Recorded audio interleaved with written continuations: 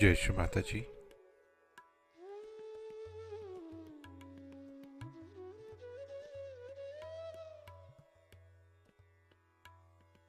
Let us all bow down to Shri Mataji, raise our Mother Kundalini and put bandhan.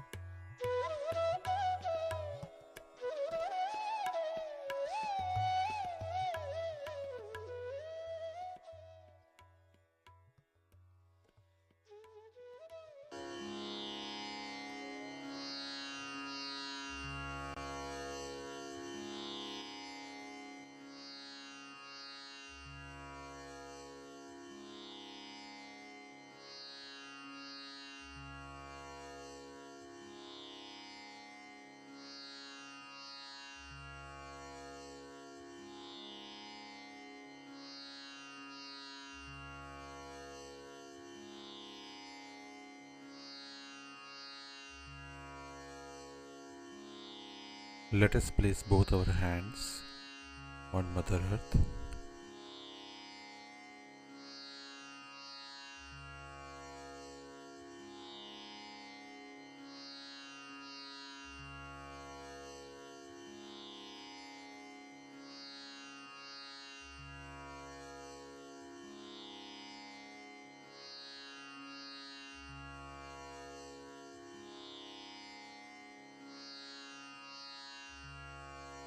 Hey Bhumi Devi,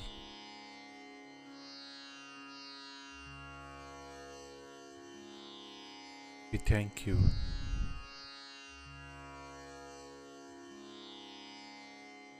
for sustaining us, and we seek your forgiveness that we touch you with our feet.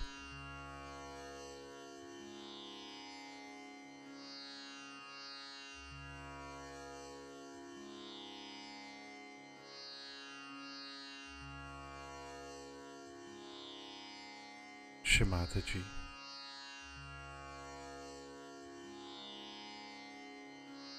kindly bless us all with complete balance on our Ida and Pingala Nadi.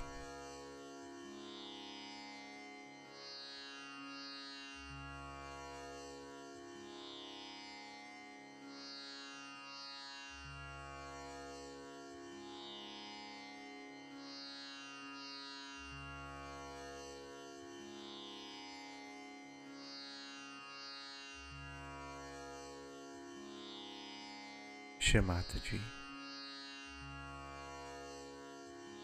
kindly dissolve all our ego and superego.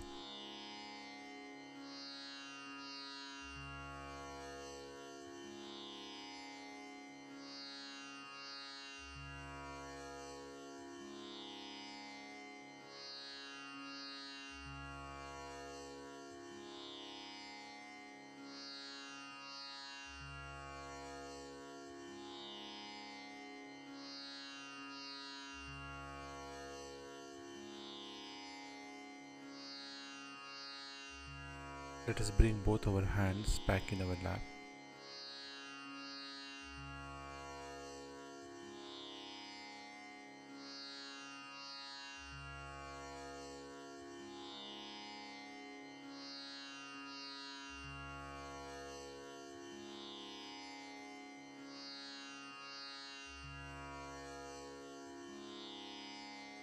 And let us bring our attention in our Sahasrara.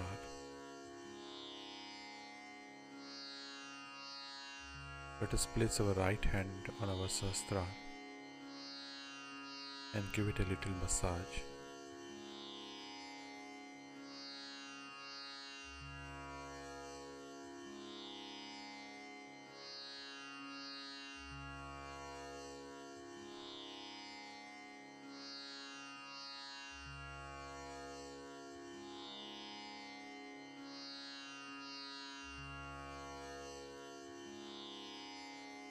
Shri Mataji, kindly bless us all with the state of Nirvicharita.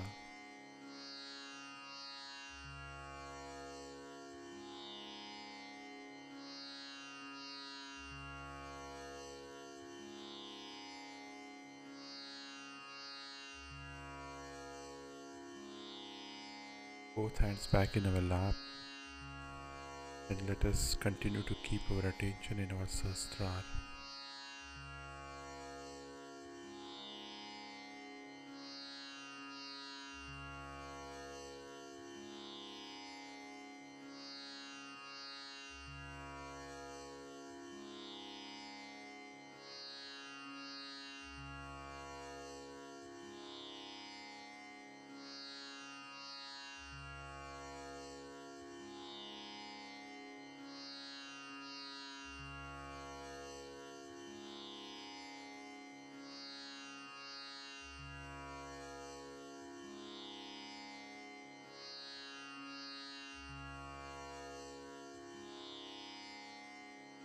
And in this state, let us now listen to Shri Mataji's speech.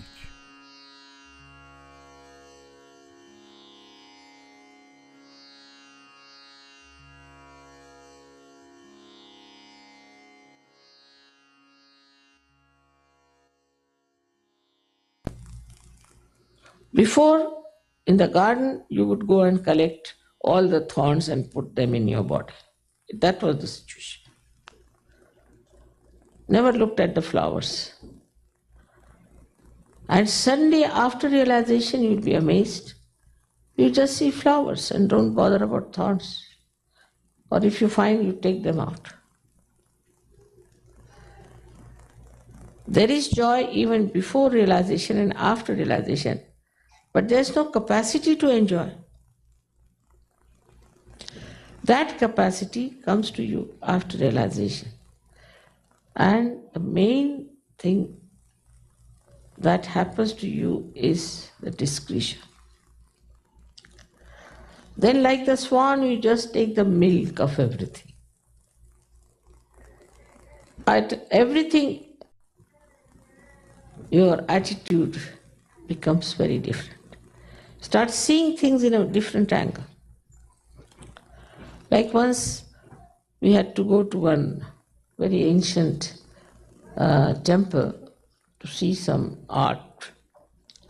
Me, my son-in-law and my daughter, we were walking up. We had to walk for miles up the hill. And they were very tired, so we went into one temple and just laid down ourselves. They were so tired. At that time I said, see these elephants, see how beautiful they are. Everyone has a different type of a tail and a different type of a trunk. The poses are different. So many of them are like that. My son-in-law said, Baba, we are so tired. How are you looking at these things? Because attention didn't go to my tiredness, but to those beautiful things. Same thing, you start sucking in the milk. There is joy, but you cannot feel the joy because the power, that subtle power of divine discretion is not there. Once that comes in, you start enjoying everything. It's just the same. Life is just the same. Nothing has changed. Same house, same family, same city, same environment. But you start enjoying.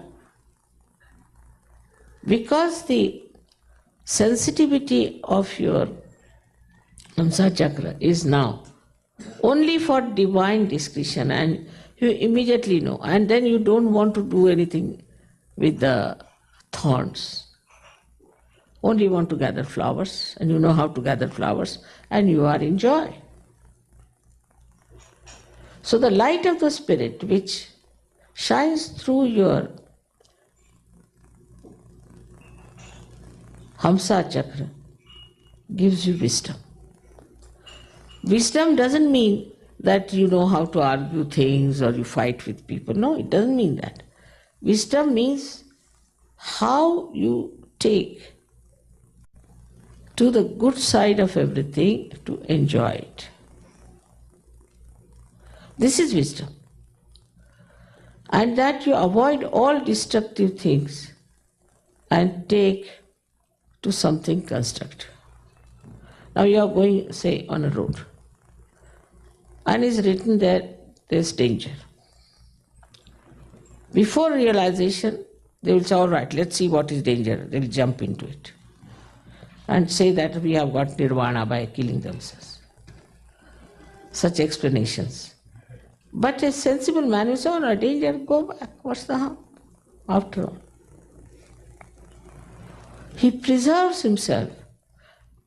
He respects his life because he knows now he has become the instrument of God.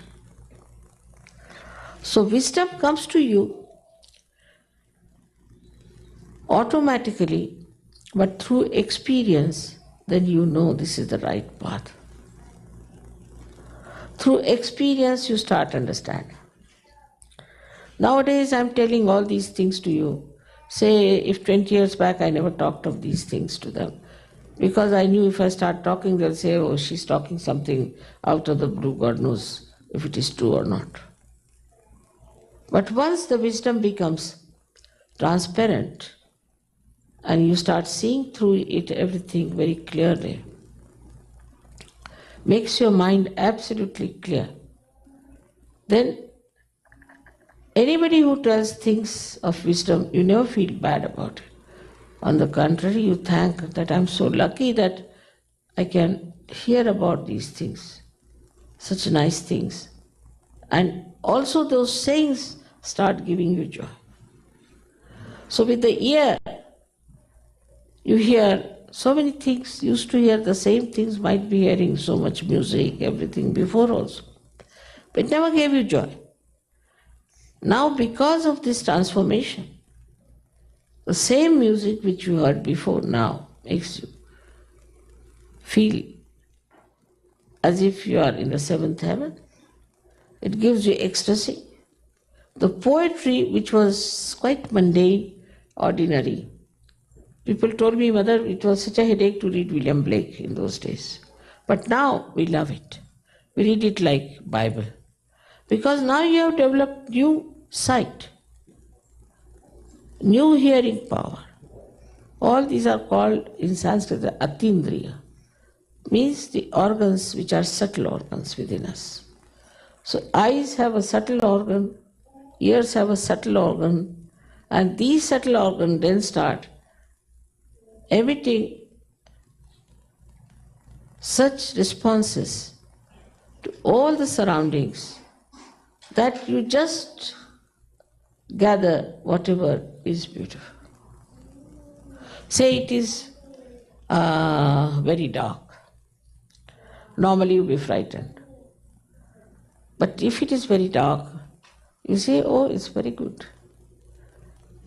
How we are enjoying, it's such a venture something. You'll go slowly, slowly holding each other's hand. Supposing it is very hot, then if somebody says, people may start, I don't know what they would do.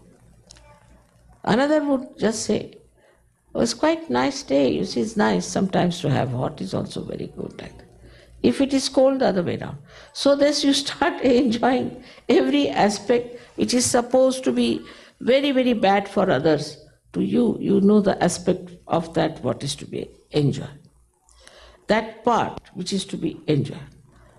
And once you know how to do it, then you say we are swimming in the ocean of joy. The ocean is the same. But now you are just touching those beautiful drops of ambrosia which are in that ocean. And the rest are worried of getting drowned. Same ocean, same world. That's why they say it's a Maya. But after this discretion is shining, there's no Maya. You start enjoying. It's like this, supposing you drop somebody in the ocean. He'll be so frightened and he'll die before even he's sunk really. But supposing a person there is with all his things to watch and he's the one who is going to see all the beauty of the underworld, he's very nicely secured, he's got beautiful glasses and all that, and he's wearing nice petals, he doesn't have to bother. He just goes there, nicely enjoys everything, takes photographs. The ocean is the same. For him or for the one who is dropped in the ocean. But the one who is secured, one who has all the equipments, the one who knows what is to be seen, is enjoying it. In the same way, you are equipped with wisdom, with security, and you know what you are doing. The same thing starts becoming so very beautiful and enjoyable. I have seen how Sahaja-yogis enjoy everything, even if somebody is shouting or saying something in a hall. I have seen all the Sahaja-yogis start laughing. No. He's poor man trying his level best to condemn everything. And here all the Sahaja-yogis just laughing at him, doing nothing, and that fellow runs away. It is something so, they are enjoying his stupidity.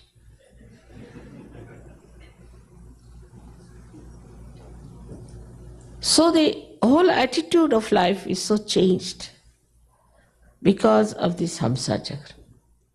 And you are not even aware that you have developed that wisdom automatically. Then you start also consolidating it and making it your own enlightened faith, because every time you see whatever you believe in just works out. You see, suddenly you find that things are brought to you without your knowledge, without any effort, which you have been trying to get to. People suddenly meet you and you are helped. So many things happen. Recently somebody came from India and he had said that I would like to meet somebody at Milan station. So we sent somebody, but he was wearing a very small little badge, so this gentleman couldn't see him. And he was watching for somebody there. Suddenly he saw one gentleman standing like a Sahaja, very relaxed, watching everybody, not running, not upset. He went and asked him, "Did you come for me?" Yes. I was wondering, I thought it is you only who has come. So you make them out because their styles are different, their standing methods are different, their talking is different, the way they behave. It's all, you see, is a miracle the way the whole life and personalities changed. Once my husband had taken a Sahaja-yogi to a library in British Library, and people are very rude there. So they were late by about 1 or 2 minutes, and it was closing down. The fellow just started shouting at him. So the Sahajogi said, yes, I agree, you see, we are late, but you know, these traffics don't understand any laws that this library closes at this time, you know. They don't understand the traffic, you see, they wouldn't listen to us. We told them the library is closing, you see. The fellow started. But they wouldn't understand, it's so important, you know, the traffic was stopping us. And we are sorry, we are here so late. But next time we'll not do like that. The fellow got absolutely so flabbergasted, and the whole thing melted away. He said, all right, come along. He opened the library for 1 hour after that. So the wisdom of handling people, wisdom of talking to them, wisdom of handling your jobs, everything starts working out. And if it doesn't work, you don't feel bad. You think what to do, the other fellow is not a Sahajogi. We tried, it's what can be done. Like this time when we were coming, there was a nice gentleman who has done Sahajoga, he's something like a manager in the KLM and all that. So he came and told me there's a little difficulty that there's no seat for others, only 3 persons, and first class can go. It's impossible, he's a friend of mine, he just can't help. I said, all right. I went and sat on the chair, I did like this. Only, I think 3 times must have. Oh, there are 6 seats already there. From where did they come up? So then you start seeing one point very clearly, there is this all-pervading power which is very active, which is watching us. All the great saints are managing things. Or sometimes you feel as if the angels are with you. How they are guiding things, how they are helping us, how they are there, how it is working out. Then you start seeing all that. Then you start knowing it and believing in it. Then this discussion settles down. Till that stage it is settled down, it's quite possible that Sahajogis might slip out of Sahajoga.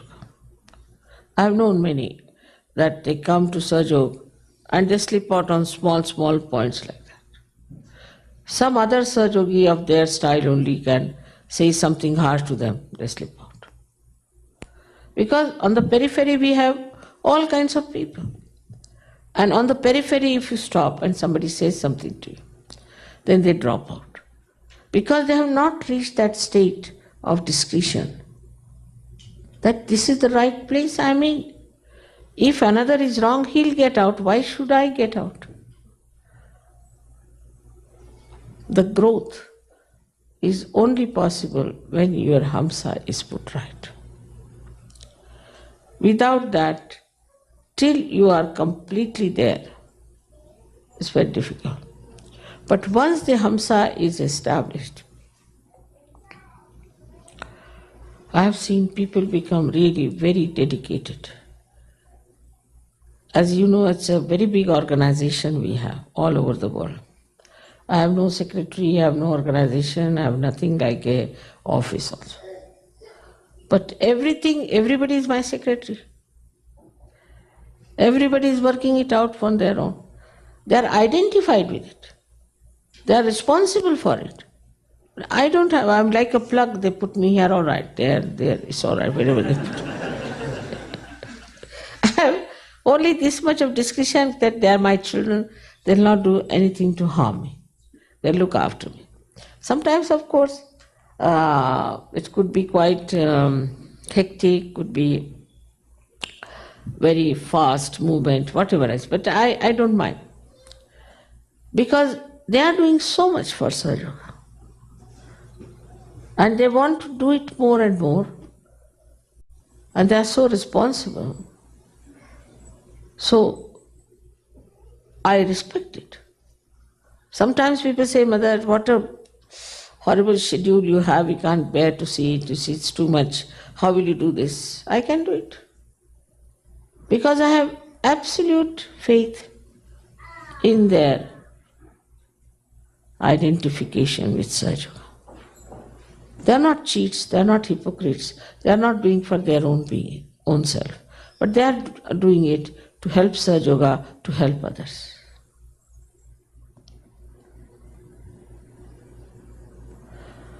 So the identification that you develop with other wrong things just drops out. Then you start identifying yourself with beautiful things because you start getting the fragrance of the beauty.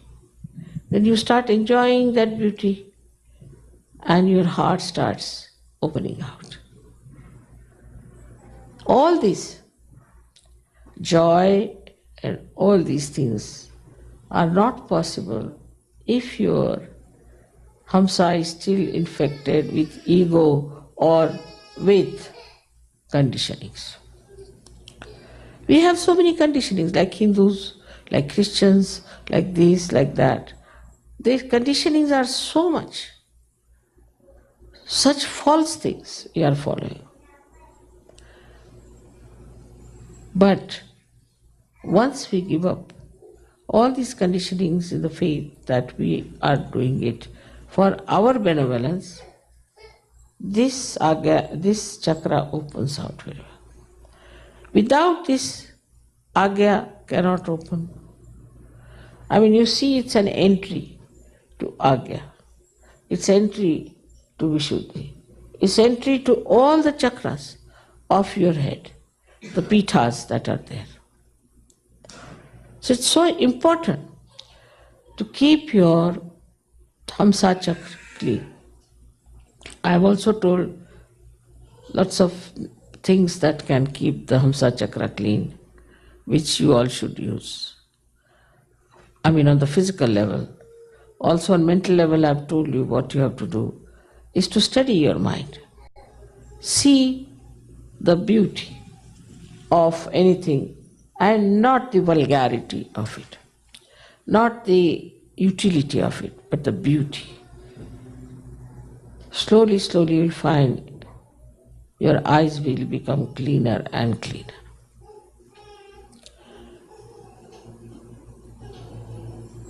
People are now so much in Sahaja Yoga because of their depth, maybe because of their seeking, maybe because of their purva janmas, maybe, or whatever it is. But this Hamsa chakra does the greatest thing, about which I do not know if you are aware or not, that whatever are your karma phalas are finished. You are not responsible for your forefathers' karma phalas, your country's karma phalas, or your own personal karma phalas. Whatever wrong you have done is finished, as if you are cut off from your past completely.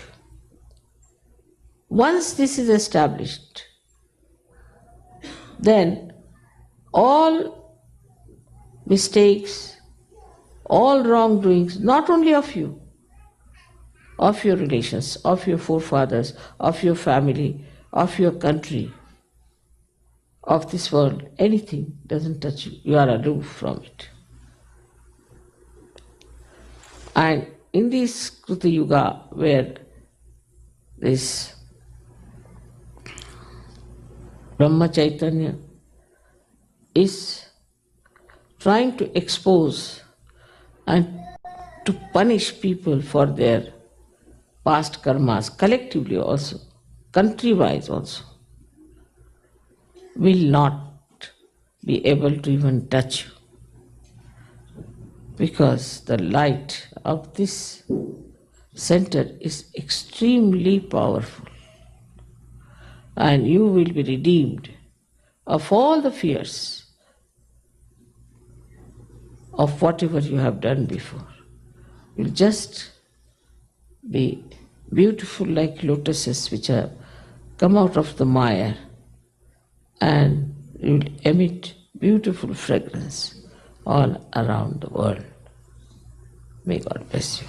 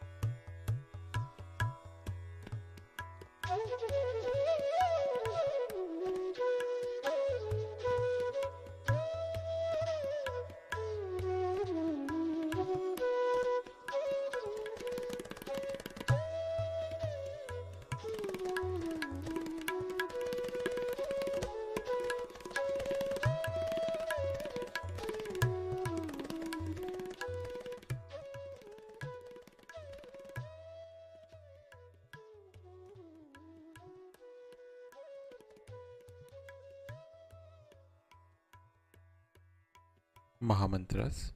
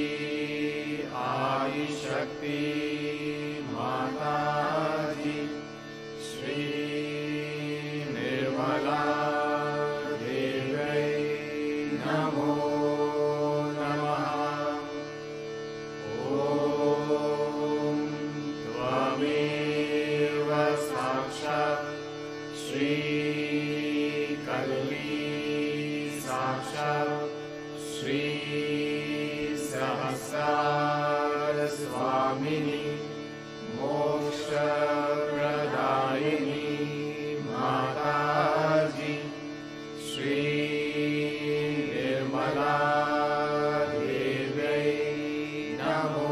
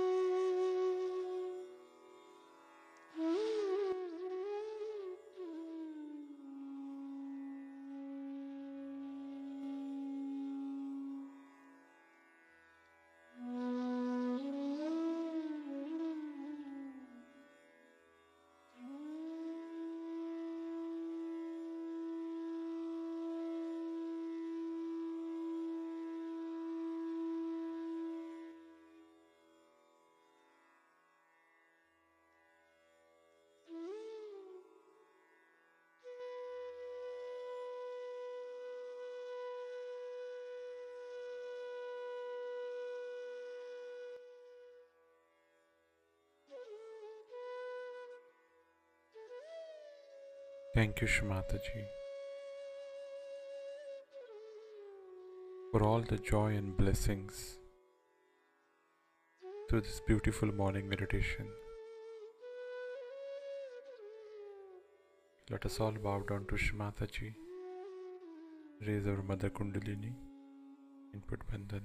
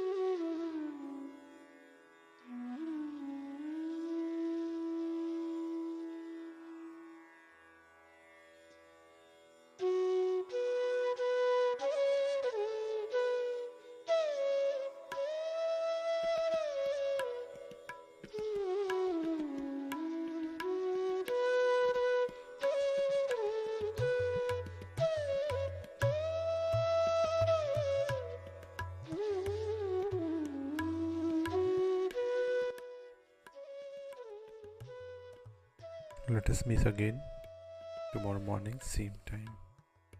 Jai Shri Mataji.